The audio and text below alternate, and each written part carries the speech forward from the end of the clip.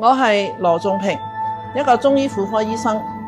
我嘅病人多數都係生育方面有問題嘅女性。喺我診室門口，成日都會見到有好多男士陪太太過嚟睇病。有時佢哋會企喺門口兩邊，好似一對門神咁。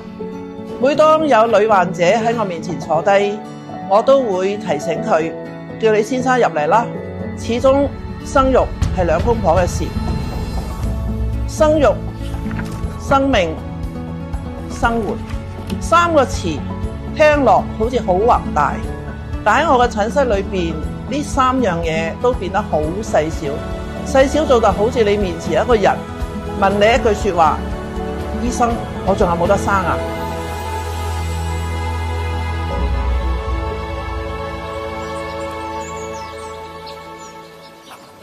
最近幾年生育率下降，大家對於生育嘅概念亦都有啲唔同。但只要行到入我診室，你要見到好多人，佢心裏邊始終係充滿對生育嘅嗰種渴望。有一位外地嚟廣州打工嘅女士，已經36歲啦，佢流產過好多次，希望我幫佢安到胎。我叫佢先避孕調理咗3個月，中西醫配合。後來佢再次懷孕，順利咁保住咗胎兒，生咗個 BB。又過咗幾年，佢已經40歲啦，佢仲想生個2胎，又再嚟揾我，最後又再調理咗一段時間，然後生落第2個小朋友。新生命的降臨從不是水到渠成，而是堅持與等待熬出的奇蹟，而奇蹟並不屬於每一個人。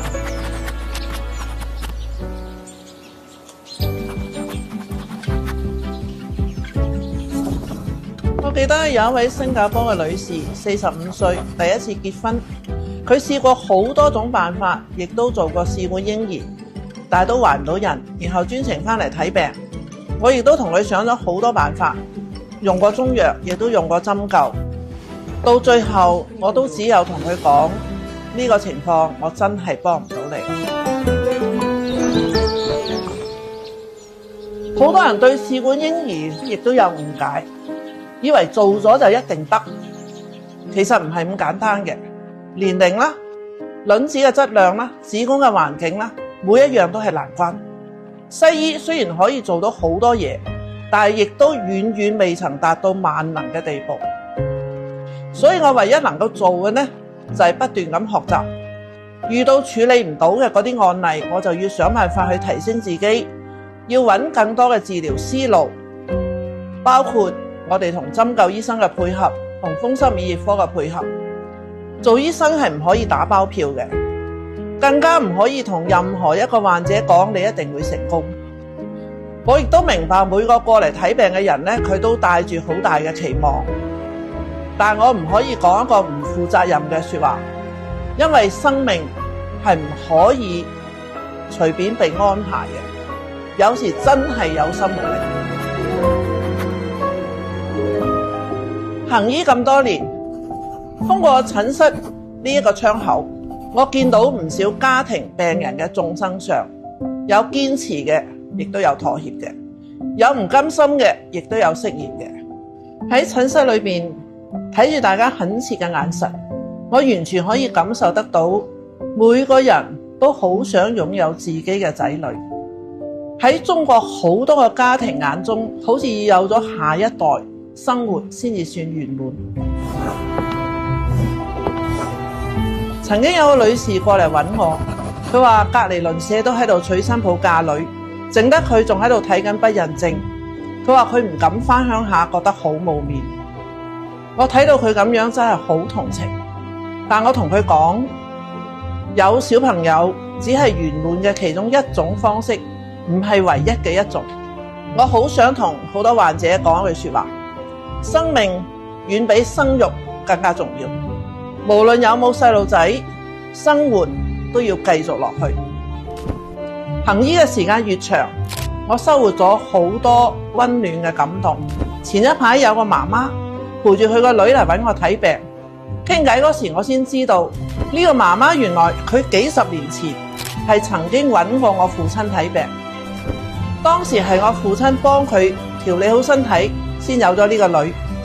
佢話當時就喺我父親嘅診室裏邊見過我。其實我早就已經唔記得咗佢哋啦，但係佢哋仲記得我。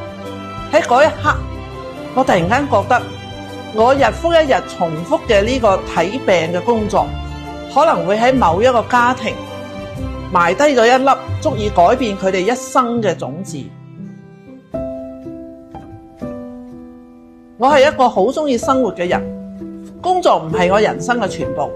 得閒嗰陣呢，我中意去旅行啦，中意插花啦，中意睇下診室以外嘅世界，或者係因為見過太多生命沉重嘅一面，我先至會更加懂得珍惜我哋生活嘅方方面面，各種輕鬆溫柔嘅小事。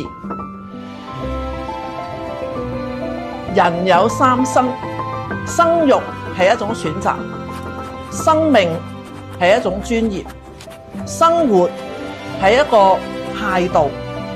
喺診室裏邊，我見過無數人喺呢個三生之間掙扎。